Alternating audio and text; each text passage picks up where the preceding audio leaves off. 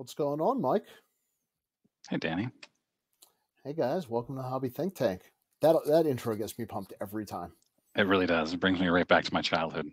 I know. I need Mel Allen now, and I'm stuck with you. So it's pretty equal. I mean, you're a lot more alive than him, which gives you a real advantage tonight. Yes, I will take that. I'm relatively more alive. You are, by most medical accounts. Although the lag with your internet, I'm learning, is not completely alive. So let's hope that doesn't affect us tonight. Nah, we have nothing important to say. Actually, I'm going to give you credit because I love tonight's topic, and since I went through all the trouble of cutting and pasting it up, the best and worst places to buy sports cards in 2023. And the reason I love this is both of us buy sports cards, and we both, I think, use a number of different platforms or different ways, and we're going to talk about some of the options. And I think we might have some insight to share, and certainly in the comments, if people have their own opinions, please share those. Other than that, let's get started. Yeah, I think of all the places you listed in the texts, I've at least tried all of them except for one. Well, so I'm excited to. I kept going on my list, so I'm going to try to surprise you with a couple I didn't tell you on purpose. How's that for fun? It's like a game. Let's roll. All right, so let's start with the easy stuff. Generally, what are you buying, just so people have an idea? What types of cards or where from? No. What types of cards? What are you going to get? I'm going to get autographed cards. Not high level, but not low level either. I also like to buy cards that I can get autographed at some point, either via TTM or by a private signing. Or at a public signing if I didn't live in Maine, where there's no such thing as good signers. It's too cold to wait outside. Yeah, that's right. And those are the big types of cards, but I also buy singles, mostly modern singles of people I suspect will be in the Hall of Fame at some point. And I look at, well, we're going to talk about one of them I won't share right now. Autographs in a group I'm in of vintage rookies. Well, I think we just broke the seal there. So why don't you just go ahead and give us your meta thoughts on this? Well, Facebook is great. So if you get into the right groups on Facebook, they're really nice communities. I think this is a bigger secret than people realize. Yeah. Will you explain like the vastness and how to buy on Facebook? Yeah. Oh boy. So I've done a lot of buying on Facebook because, first of all, I already mentioned the communities. You can ask people, instead of relying on, junky ratings that are terrible on eBay, you can just look at their history in the group. You can ask people, hey, can you give me a vouch for this person? You don't want to do that for like a $2 card. But if you're going to buy a $100 card, $200 card, whatever is expensive for you, could be $50. I don't know. You want to look into their background. How long have they been in the group? And who else have they sold to recently, preferably? You don't want to find somebody who bought from them 7 years ago. But it's really easy to look at somebody's history and tell, are they legit? And then you want to make sure, if it's your first time buying from them, you pay them PayPal goods and services, because you just never know. Yeah, I'm going to say that's a good lesson for a lot of the things we're going to talk about tonight, actually. Yes. Friends and family is good when you have a relationship with a seller. And I do friends and family with guys I've bought from a handful of times or more, and things have gone great. And we communicate back and forth via Messenger about the sale or in comments. I love Facebook. It's probably it's top 3 places for me to buy cards. And I buy cards from a lot of different places. All right. So I'm not as much of a Facebook buyer. I'll admit one of my biggest deals ever was through Facebook. But I don't know. I am not using Facebook as much as I should, I think. What was it? What was the biggest deal? You got to share that. It involved the Cal Ripken orange police border card and that deal. So Nice. Yeah. it was a goods and services deal. Yes. Yeah, very much a goods and services deal with lots and lots and lots of vouchers for both on and offline deals. So yeah. Uh, And I, if I'm doing if I'm buying a cheap $2 autograph of like Mike Bordick's rookie, and they say, please pay friends and family, okay, fine. But if I'm buying an expensive card, then I'm either going to back out of the deal or insist on goods and services and pay an extra, whatever, 2%. Is that the etiquette? Is that the etiquette to pay more for goods and services? If they ask for friends and family, and I say, no, I'd rather do goods and services, and they say, please cover the fee, that's pretty common, then I'll just throw in an extra, I don't remember if it's 1.5% or 2%. I always have to Google it because I forget for some reason. Huh. I just learned something on Hobby Think Tank. There you go. I appreciate that. We're done here. There it is. There it is. Evidently, you just pay. That's how you save money in 2023. Pay extra. Yes. Interesting. All right. But you can also negotiate prices. You can say, let's say you buy 2 or 3 cards. Can you bundle those and give me a deal? Or it's just like being at a card show, which I know we're going to talk about. You're offering this for $30. Can I get it for $25 or $30 shipped? So they're saying $30 plus $5 shipping. I'll do $30 shipped. Very easy to negotiate in Facebook. Well, you mentioned card shows.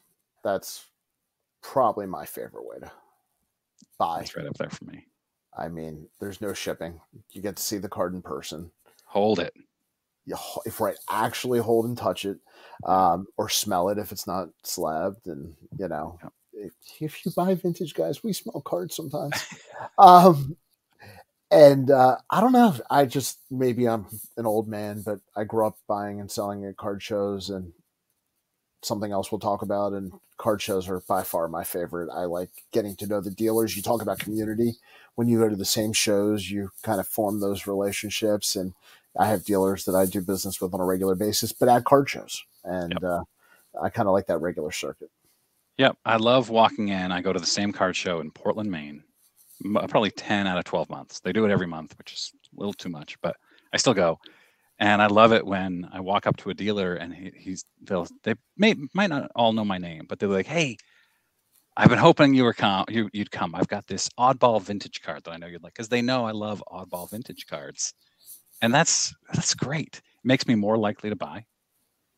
I don't always, even when they have a card planned out for me, but a lot of the dealers know your name. They have cards that they know you might like if they're good.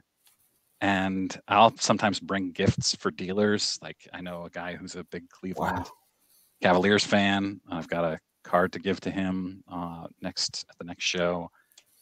Yeah, it's a great community. Plus, you run into all kinds of people that you know. I love it. You're like a Portland celebrity. No, I'm not.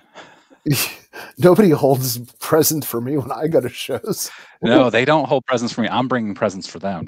Right, but they're holding cards for you. Grease the wheels. They want to sell them to me, sure. Well, I know, but it's still fun to buy them. Yeah. And all right, so I guess it's your turn. Where's the next place you'd like to buy? eBay. Ooh, you're tackling the big one. Go.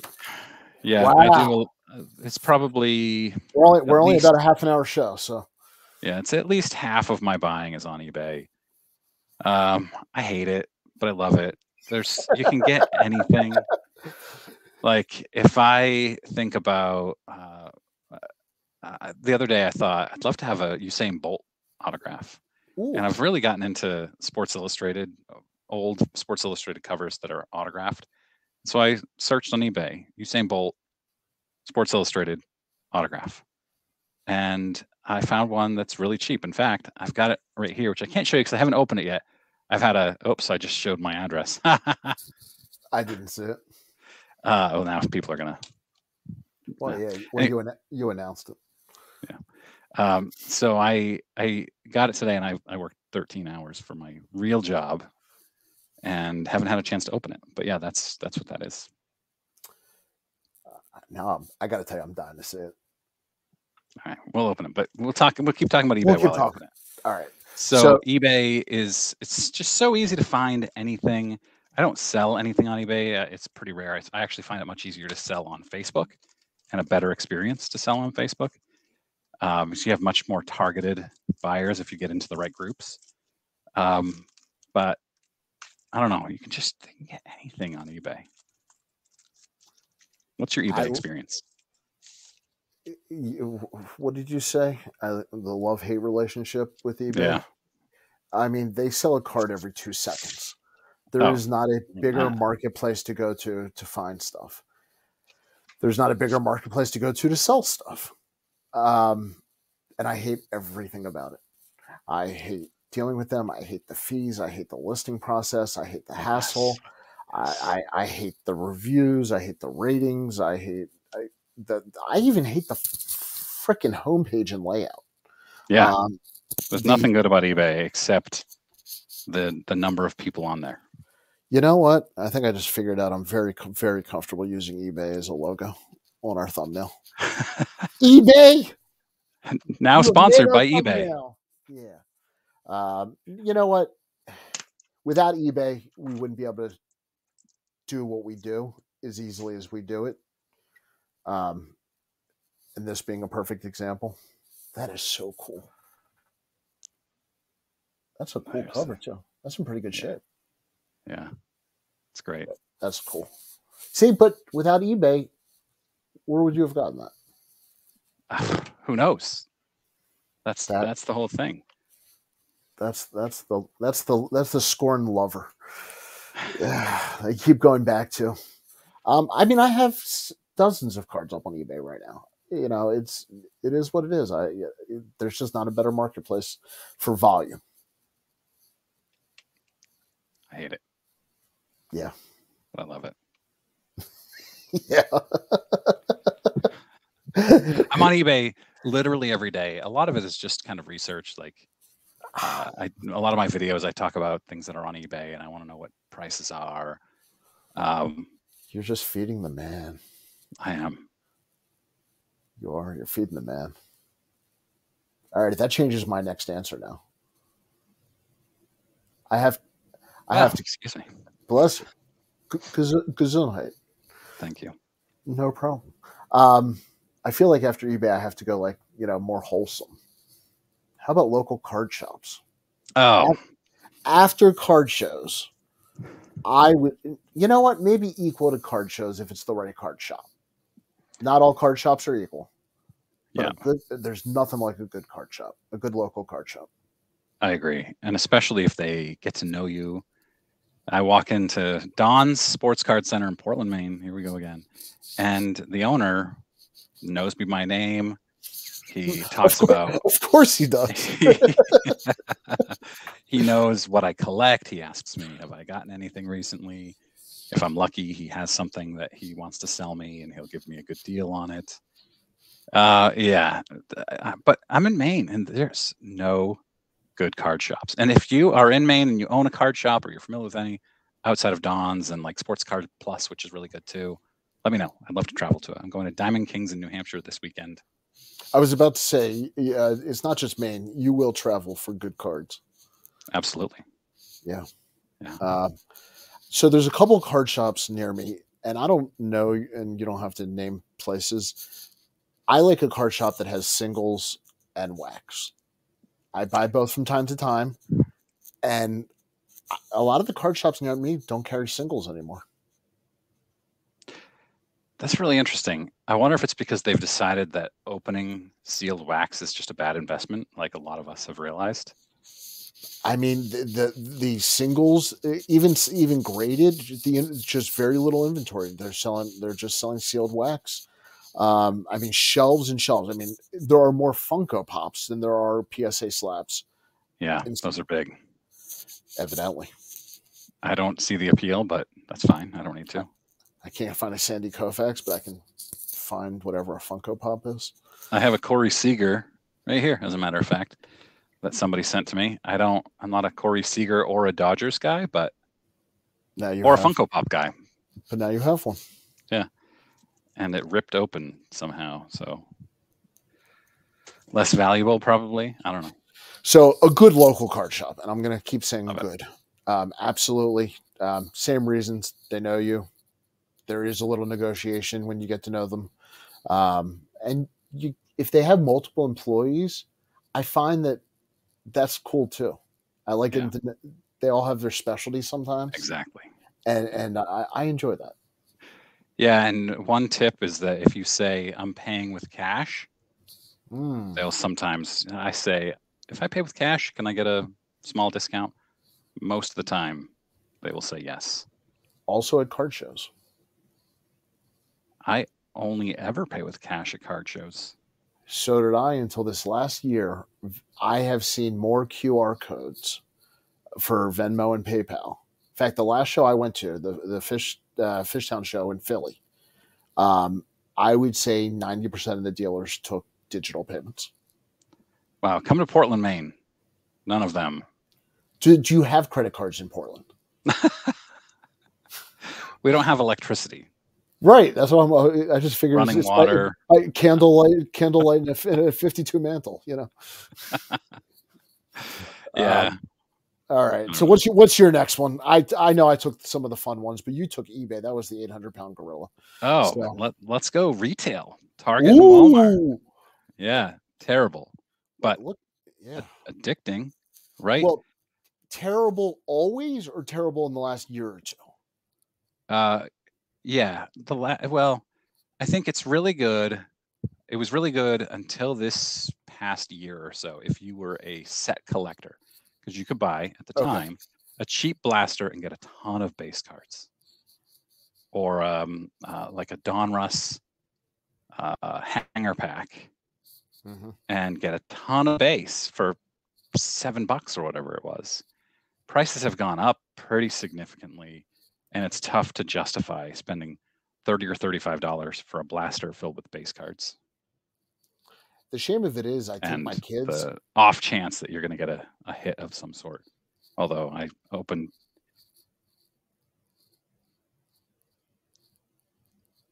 Yeah, I mean, when I take my kids, the idea is your kids what?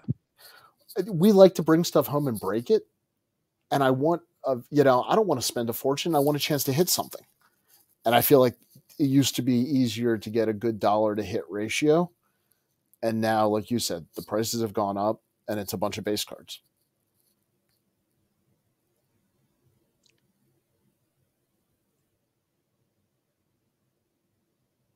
I'm trying to give your... I think this might be your Wi-Fi this time. Oh, he's calling me out now. What? No. That's better. See you now. All right. So I was just saying that I agree with you completely because we break with our family. We like to sometimes before a Target just pick up a box and bring it home for fun. And it's become not as much fun to spend that much money. Yeah. And it's frustrating. Cards. Yeah. I've actually gotten really lucky. I bought in the last couple months, 2 Stadium Club blasters, and each one I got a on-card rookie autograph. I never hit anything. I don't know what the odds are of that, but it's got to be extremely small. But anybody did you buy it in Portland? No, okay. Brunswick. But anybody watching my channel, Brunswick, Maine. Anybody watching my channel sees me open 2 Stadium Club blasters in the course of 6 weeks, and both of them get on-card rookie autographs. They must be like, whoa, these things are loaded, but they're not. I think you're weighing boxes. This is why they have a no return policy at Target. But I never hit anything. My wife, when we open packs, I can stare at the packs, figure out any way to divide them up among the family, and she gets the good card. In fact, you and I were talking earlier, I have a Trinity Rodman autograph rookie out of an NWSL hanger from retail. And I mean, my wife pulled it. I get nothing. Give her everything to open from now on. I do, actually. Smart man. I literally sit there. I was like, I'll take the wrappers. I'll take the trash. Just keep opening, baby. But do you still buy retail? Well, I I made a vow at the end of last year that I was not going to buy and rip wax in 2023. And I have abided by that.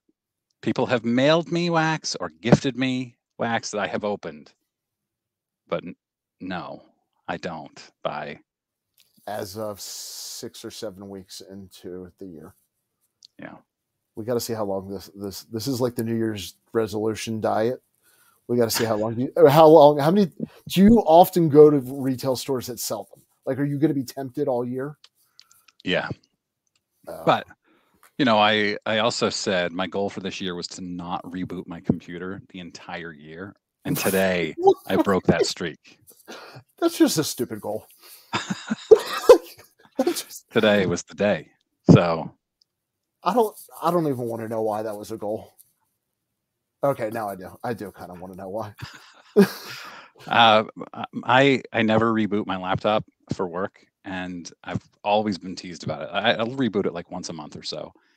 And I've always been teased, you're supposed to reboot that every single night. And I'm like, no way. I hate rebooting my laptop. And then just jokingly, I said, I'm not going to reboot it for all of 2023. And it just became this thing. But today I had to. All right. Well, I do open wax if people want to send it to me instead. All right. Retail was a good one. All right. I'm going to take Whatnot. That was exactly one I knew you were going to go with because we don't have very many left. Right, well, and not only that, I tried it. Me too. I did a video about it when I did it. No, I went on as a seller. Oh, I have never sold. It was not successful for me. It was not at all successful. I know you're supposed to build it up, and it takes time, and it's a community. It's a lot of investment to build that up. I got to tell you, you're selling a lot of cards well under value. Right. I wasn't breaking. I was actually selling vintage and some other stuff, and no bueno for me on Whatnot. I'm done. I don't do breaks, so I don't have a use for that side of it. And I tried it as a seller. I've tried it as a buyer. It's not for me. It's a little bit too impersonal. Yeah. So when I first got into Whatnot last summer, when it was first starting to get big, I found these guys that were selling vintage singles extremely cheaply. And they only had a handful of people in there. So they'd put out like a 61 Koufax starting bid $5, and I'd get it for like $27 because there's not very many people in there. And I'd be like, whoa, Whatnot is amazing. This is the best buying experience ever. But then I realized, oh, it's only this amazing because they don't have an audience. And then all of a sudden Whatnot blew up and cards ended up going above what any sort of eBay comps might be for. And I've stopped buying Whatnot. In fact, I've strongly considered deleting the app from my phone because I just never go in there anymore.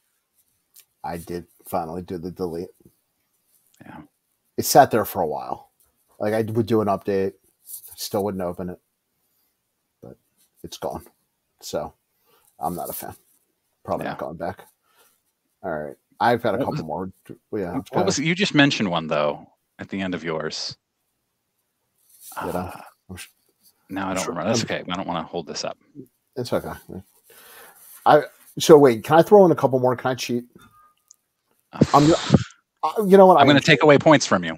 All right.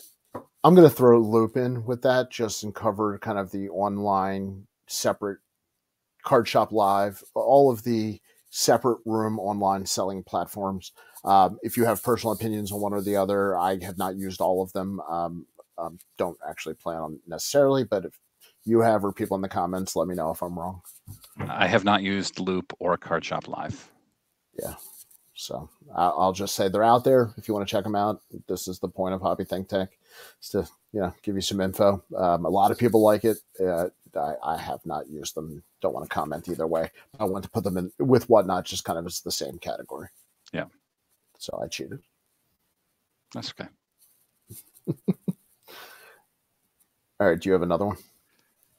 Auction houses. So I don't buy from any auction houses yet, but I have some thoughts on them because I frequent their websites for some of the videos that I do to see some of the cool stuff that they sell.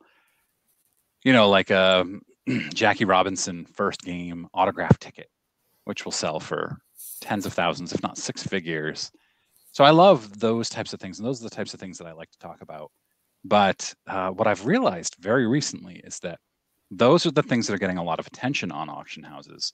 And the little things like that 61 Koufax is not getting much attention on, I don't want to throw any names out there of auction houses, but on really any auction houses. You're seeing the Michael Jordan PSA 10 86 Fleer goes for big bucks. It gets a lot of attention, but the lesser cards go for well under comps often.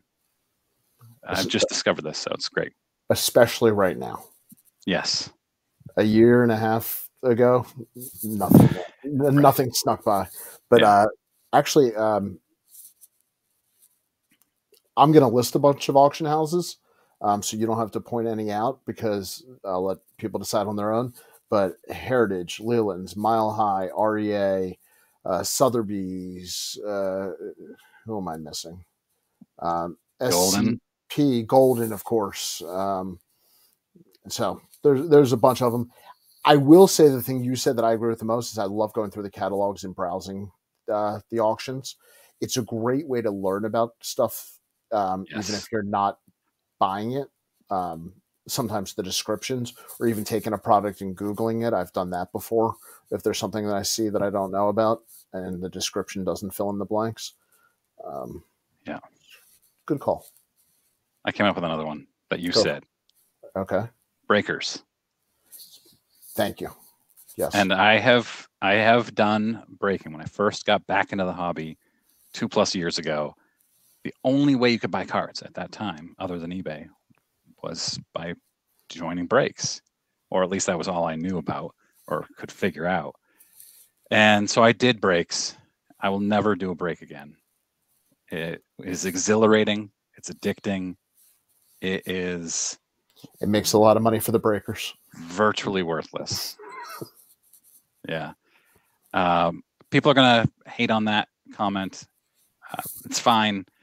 If you love to break, tell me why. I have watched a lot of breaks. I participated in a handful of them. I found no value in it whatsoever. You're paying a lot of money and you may not get a single card out of that. To me, it's straight up gambling. I was going to say, are you a slot machine guy? Yeah, I love it. Well, you ruined my whole point there. So thanks for watching. Next time on Hobby Think Tank. I find it's terrible though. But I find that there's similar risk reward ratios. Yeah. Yeah. Yeah, totally. I don't know. You're really a slots guy. I wouldn't have figured that at all. Well, if you know anything about Vegas, you know that where they put the loose slots, and you can drop a $50 bill in. And wait a second. This is good information.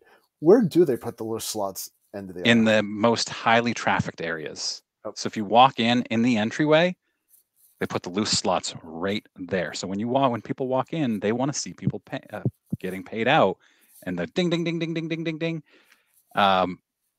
Now I haven't been to Vegas in 6 years now, but I've been 5 or 6 times, and that's the way it's always been. I'm sure, but it's sound logic.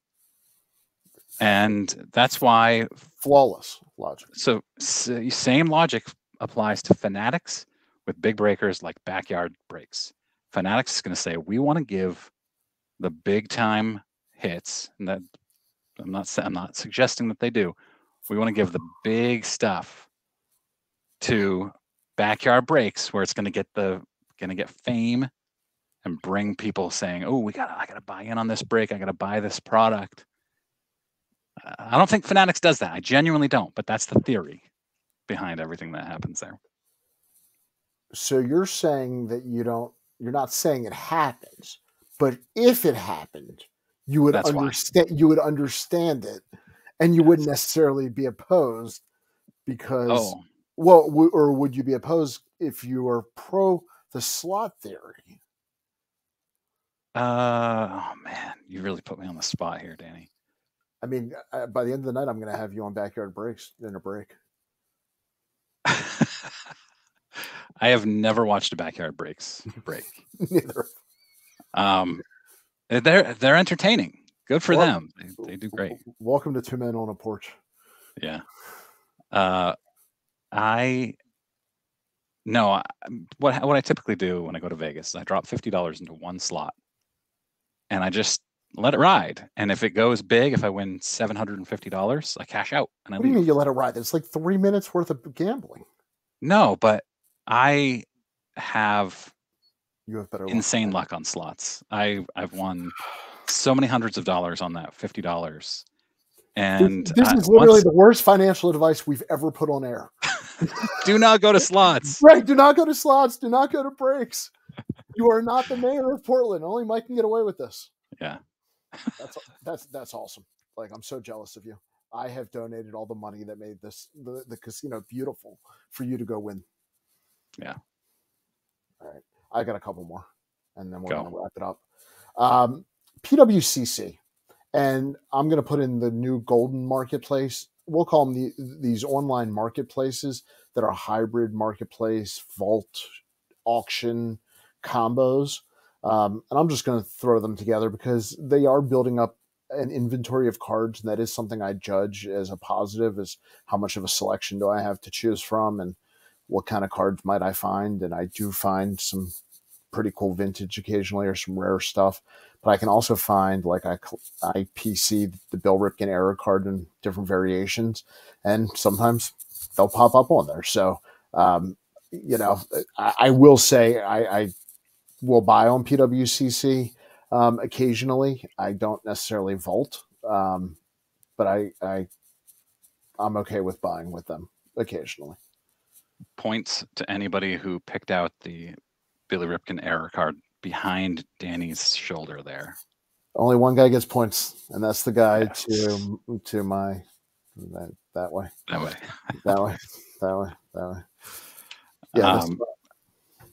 Yeah, I've never bought from any of the vaults or PWCC or anything like that. No experience. I would say browse. Treat it like an auction catalog and browse. There are some randomly cool things in there. To everybody, that is my advice. I think it's a little bit underrated. I know PWCC had some issues a year or two back. It's different management now. I'm not pushing for them specifically, but I've had positive experiences as a buyer. So I'll say that. Did you have any more on your list? I have two more that are lumped together. Okay, go for it. Instagram, which I've never bought from, but I hear people talk about buying from Instagram. I just don't like the fact that it's like Thunderdome. There's no laws in that place.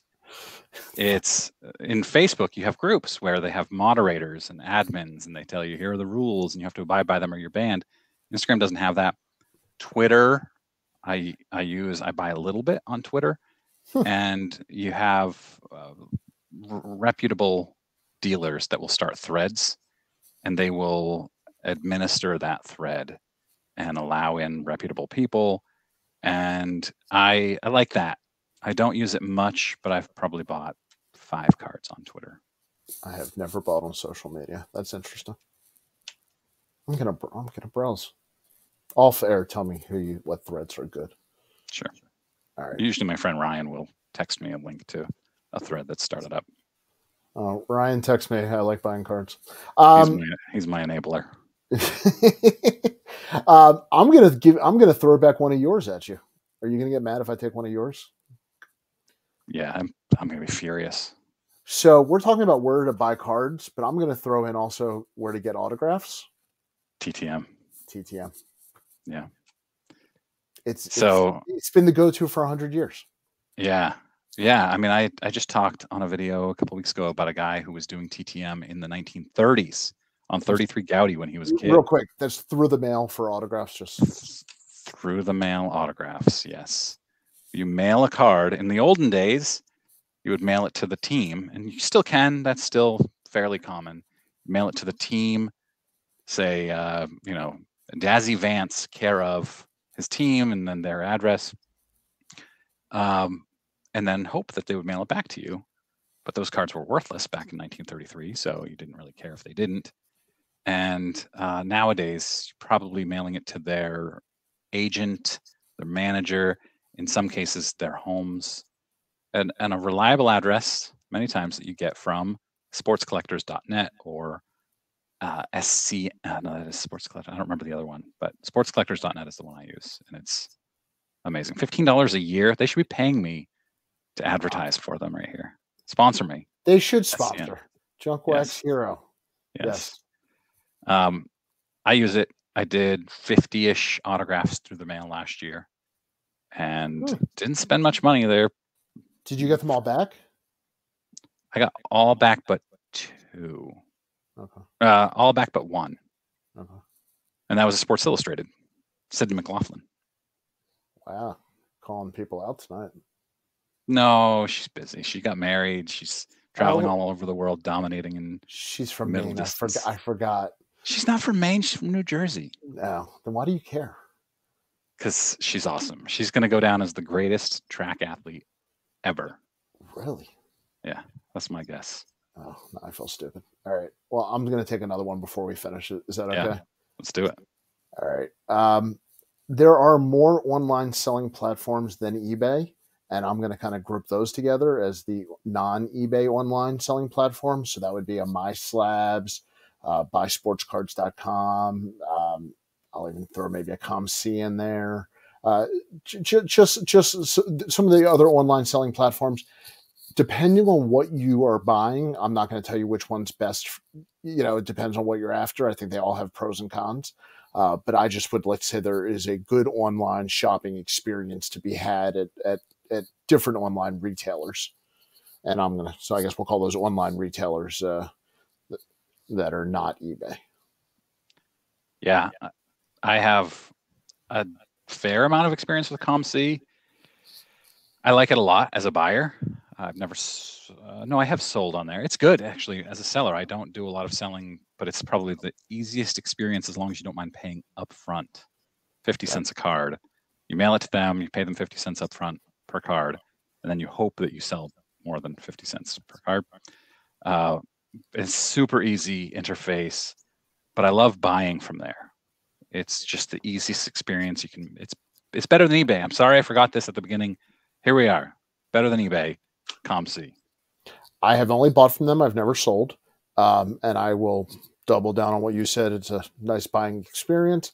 I don't love the cash in, cash out process. That's the only downside for me. I agree. Yeah.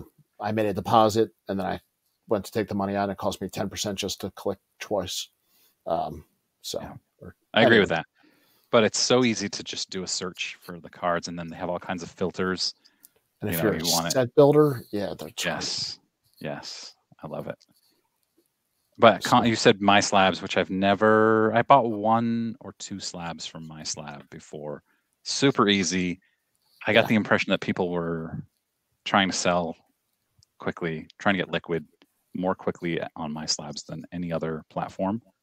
So I just offered low-ish amounts, not insultingly low, right. And they've been accepted each time.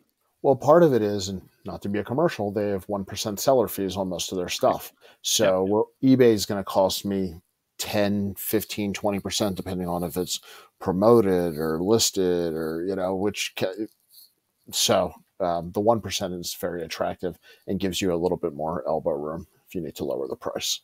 Yep. But I don't find as many buyers if I'm selling. Yeah. I don't get the impression that there's a ton of traffic going to MySlabs. Yeah, which is a shame. I think it's a good interface. So yeah. All right. Did we miss anything? I'm sure we did. And people will let us know in the comments. And they're going to disagree with everything that we said already, which is the point of this. We are here to stir conversation. And if there's something we missed, please put it in comments. And if there's something we don't know about, we are buying. This is the whole point of the conversation. Please tell us. We would love to find new avenues. Yeah. All right. Yep. You want to take us out? Thanks very much for watching. I love talking sports cards, so anytime. Throw your comments in there and I will check. I'll be reading them probably over the weekend on my way to a sports card shop. Not driving while I look at YouTube. The mayor of Portland. Thanks, Danny. Thank you, Mike. Appreciate you having me or sharing the screen with me. Talk to you later. See you guys. Thanks for watching.